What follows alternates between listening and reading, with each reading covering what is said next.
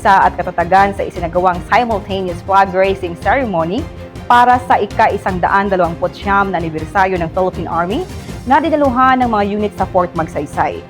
Nagkaisa ang Kaugnay Division at buong 1/4 Mag community sa makasaysayang aktibidad na ito. Para sa kabuuang detalye, narito si Amil Alcantara. Sa makasaysayang pagdiriwang ng ika-129 na anibersaryo ng Hukbong Katihan noong ika-19 ng Marso 2026, ipinamalas ng mga major unit ng Philippine Army sa Fort Magsaysay ang matibay na diwa ng pagkakaisa, katapangan, katatagan at serbisyo sa bayan sa paglahok sa sabayang flag raising ceremony sa lahat ng Army camp sa buong bansa.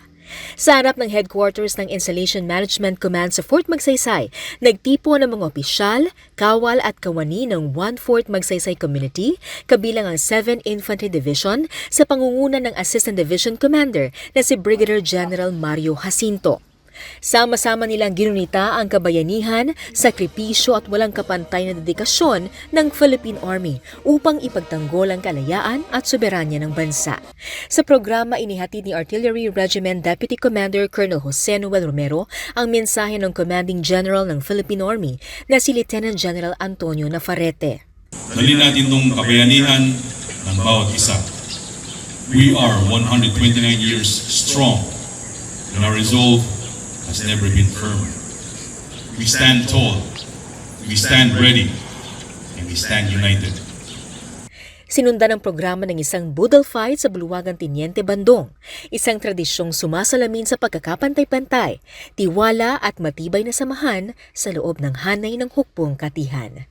Tampok rin sa aktibidad ng disiplina, integridad at malasakit, mga prinsipyong gabay sa 7ID sa pagtupad ng kanilang misyon.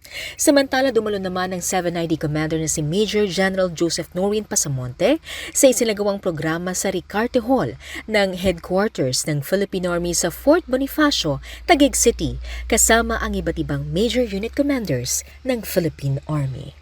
Ngayong anibersaryo ng Hukbong Katihan, muling pinagtitibay ng 7ID ang mandato nitong maging kaugnay ng bawat Pilipino sa pagsusulot ng isang ligtas, payapa at maunlad na bagong Pilipinas.